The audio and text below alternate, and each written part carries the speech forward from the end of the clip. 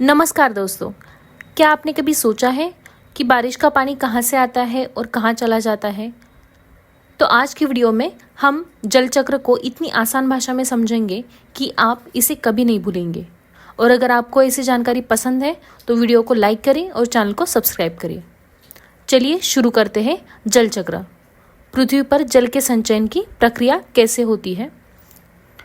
तो जल चक्र पृथ्वी पर जल के लगातार संचलन की एक प्राकृतिक प्रक्रिया है और ये प्रक्रिया विभिन्न चरणों से मिलकर बनी होती है, जिससे जल वायुमंडल, जल निकायों जैसे कि महासागर, झील, नदियाँ और भूमि के बीच निरंतर घूमता रहता है।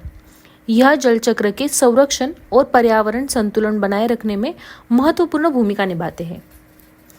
तो पहली स्टेज है वाष्पीकरण और वाष्पोत्सर्जन। आपको पता होगा, आप में से बहुत कम लोगों को ये पता होगा कि ट्रांसपिरेशन मतलब वाष्पोत्सर्जन जो है वो भी कुछ चीज़ होती है। वाष्पीकरण सबको पता होगा शायद। तो फर्स्ट स्टेज है इवेपोरेशन एंड ट्रांसपिरेशन, मतलब वाष्पीकरण और वाष्पोत्सर्जन। तो इसमें क्या है, वाष्पीकरण देखते हैं पहले क्या है। वाष्पीकरण और ये दो चीज़ें जो है वो जल चक्रों को महत्वपूर्ण बनाती है, जो महत्वपूर्ण चरण है जो वायुमंडल में जल वाष्प की मात्रा को बनाए रखते हैं और पर्यावरण में नमी प्रदान करते हैं। इन दोनों प्रक्रियाओं की मदद से जल पृथ्वी से वायुमंडल में जाता है और बादल बनने में योगदान देता है। तो देखते हैं पहला क्या है, इवेपोरेशन मतलब वाष्पीकरण। जो जल का गैसीय रूप में परिवर्तन होता है उसे क्या कहा जाता है, इवेपोरेशन या वाष्पीकरण कहा जाता है।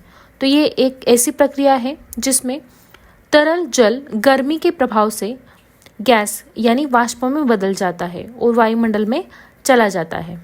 और ये कैसे होता है, तो सूर्य की किरणें जल निकायों जैसे कि नदी, समुद्र, झील, तालाब और जलाशय इन पर पड़ती है, जिससे क्या होता है, पानी गर्म होता है और वो भाप में बदल जाता है। फिर पानी की सतह पर उपस्थित अणु ऊर्जा प्राप्त कर उड़ जाते हैं, जिससे जलवाष्प बनता है। ये प्रक्रिया विशेष रूप से गर्म और शुष्क जलवायु में तेजी से होती है। फिर है वाष्पोत्सर्जन, जो हमने बोला कि ट्रांसपिरेशन क्या है। तो ये ट्रांसपिरेशन किस में होता है, वाष्पोत्सर्जन पानी में होता है यानी जल में होता है। जो ट्रांसपिरेशन या वाष्पोत्सर्जन होता है वो पौधों से जलवाष्प का उत्सर्जन होता है। तो आपने कभी सोचा है कि पौधे भी मतलब स्वेटिंग करते हैं? तो देखो, वाष्पोत्सर्जन वो प्रक्रिया है जिसमें पौधों की पत्तियों से जल वाष्प के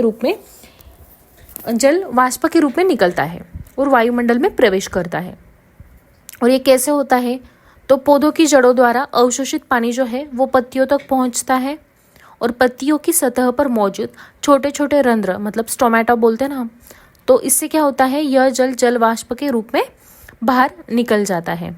और ये प्रक्रिया पौधों के अंदर पानी के परिवहन मतलब वाटर ट्रांसपोर्ट और तापमान नियंत्रण मतलब टेम्परेचर रेगुलेशन में मदद करती है।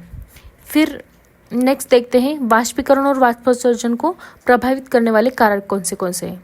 तापमान, जैसे कि उच्च तापमान पर जल तेजी से वाष्पीकृत होता है। फिर हवा की गति, जैसे कि तेज हवा अगर हो तो पानी की सतह से अधिक अणुओं को उड़ाने में मदद होती है। और अगर पौधों की बात करें तो उससे भी अधिक जल वाष्प निकालने में सहायक होती है। फिर अगर ह्यूमिडिटी की बात करें या नमी की बात करें तो यदि वायुमंडल में पहले से अधिक नमी मौजूद अगर होती है तो वाष्पीकरण और वाष्पोत्सर्जन बहुत जल्दी होते हैं। और पौधों के प्रकार के अनुसार अगर देखें तो कुछ पौधों में वाष्पोत्सर्जन की दर अधिक होती है, जैसे बड़े पत्ते वाले वृक्ष जो होते हैं तो उससे। फिर देखो, अभी हमने क्या देखा, वाष्पीकरण और वाष्पोत्सर्जन जो है वो जल चक्र के महत्वपूर्ण चरण है जो पृथ्वी से जल को वायुमंडल में ले जाने में सहायक होते हैं। और ये दोनों प्रक्रियाएं मिलकर पर्यावरण में आर्द्रता बनाए रखते हैं और जल वाष्प बनाने की प्रक्रिया को तेज करते हैं, जिससे बादलों का निर्माण और वर्षा भी संभव होती है। तो यहाँ पे हमारा पहला चरण खत्म हुआ। बाद में क्या है, संघनन है।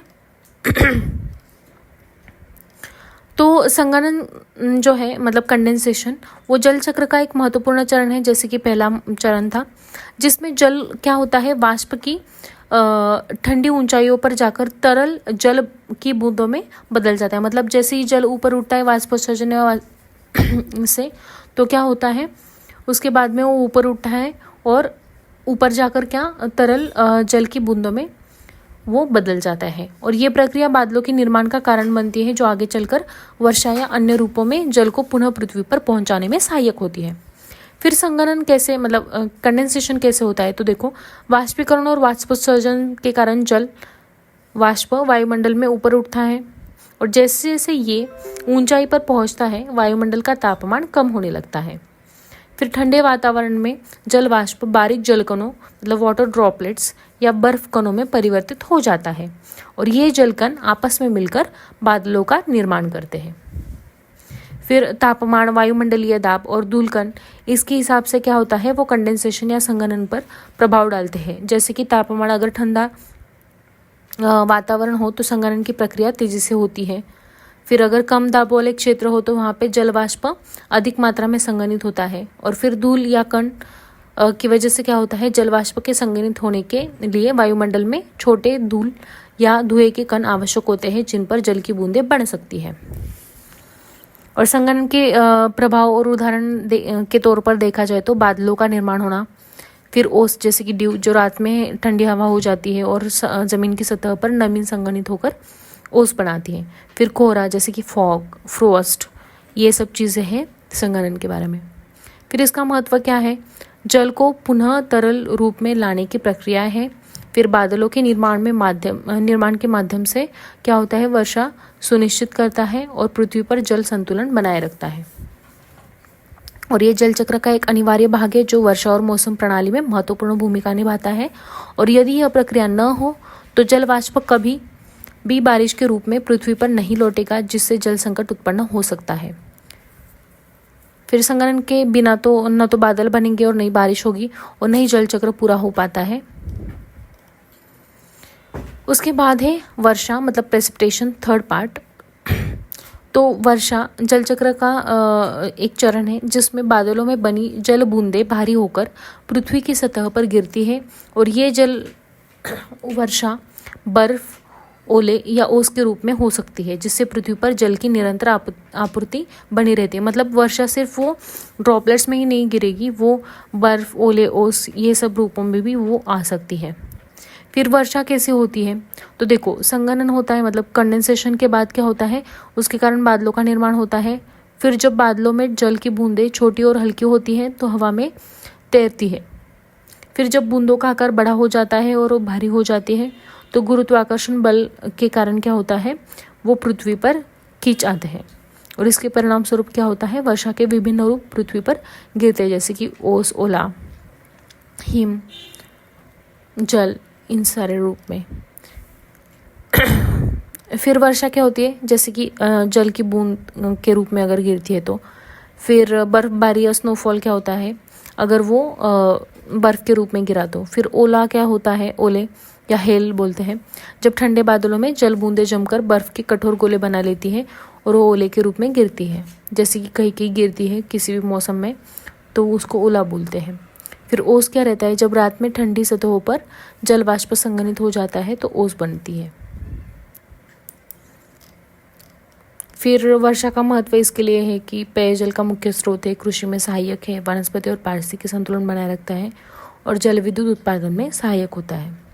और ये अंतिम लेकिन महत्वपूर्ण चरण है, इसके बिना नदियाँ सूख सकती है, कृषि प्रभावित हो सकती है और जीवन कठिन हो सकता है। फिर जल चक्र का महत्व क्या है, जैसे कि पेयजल उपलब्ध कराना, नदी झीलों को जल से भरना, वनस्पति और कृषि के लिए आवश्यक नमी प्रदान करना और पर्यावरण संतुलन बनाए रखना। इससे हम क्या सीख सकते हैं, जैसे कि जल चक्र पृथ्वी पर जीवन के लिए अनिवार्य प्रक्रिया है और ये जल को पुनः उपयोग करके या पुनः उपयोग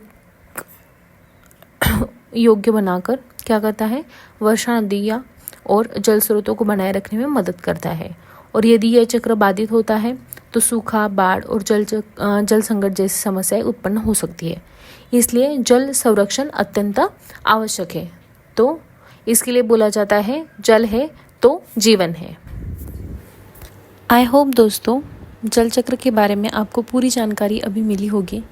तो प्लीज़ वीडियो को लाइक कीजिए, चैनल को सब्सक्राइब कीजिए और ये वीडियो अपने फ्रेंड्स में शेयर कीजिए। धन्यवाद।